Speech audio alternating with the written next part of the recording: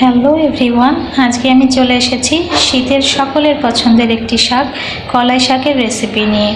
আজকে আমি কলাই শাক ভাজি করব।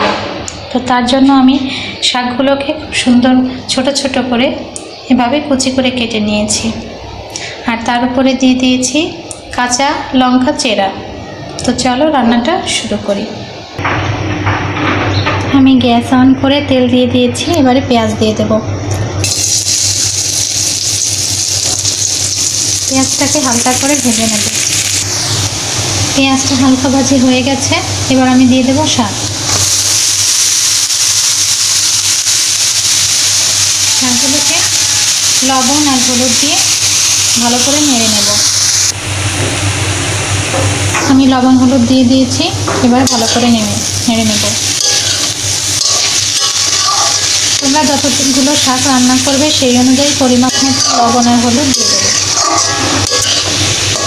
এবার এভাবে কিছুক্ষণ নাড়তে থাকবো মিডিয়াম আঁচে।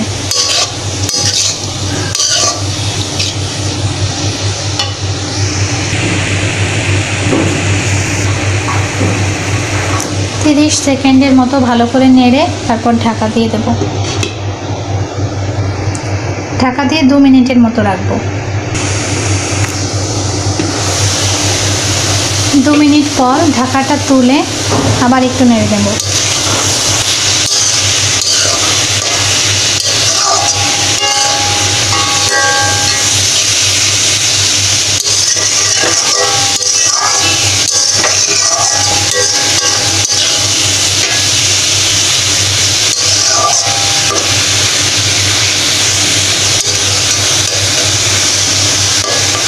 আবার 2 মিনিটের জন্য ঢেকে দেব।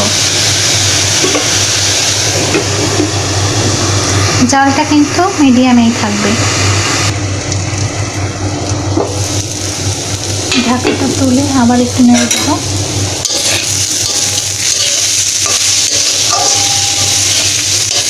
বন্ধুরা, আমার শাকটা কিন্তু অনেকটাই সিদ্ধ হয়ে গেছে এবং আমি মাঝে আরও 2বার ঢাকাটা তুলে এরকম নেড়ে দিয়েছিলাম। আপনারা যতক্ষণ না পর্যন্ত শাকটা সিদ্ধ হয় ভালোভাবে, ততক্ষণ পর্যন্ত এভাবে 2-1বার ঢাকা দিয়ে নেড়ে নেবেন।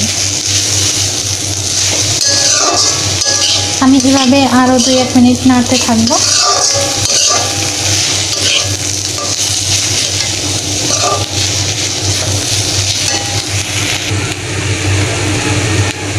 আমি 1 মিনিট নেড়ে নিয়েছি অ্যান্ড ফাইনালি আমার শাকটা কিন্তু রান্না হয়ে গেছে বন্ধুরা।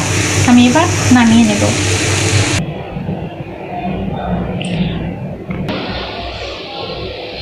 তো বন্ধুরা, আজকের ভিডিওটি কেমন লাগলো অবশ্যই কমেন্ট বক্সে কমেন্ট করে জানাবেন।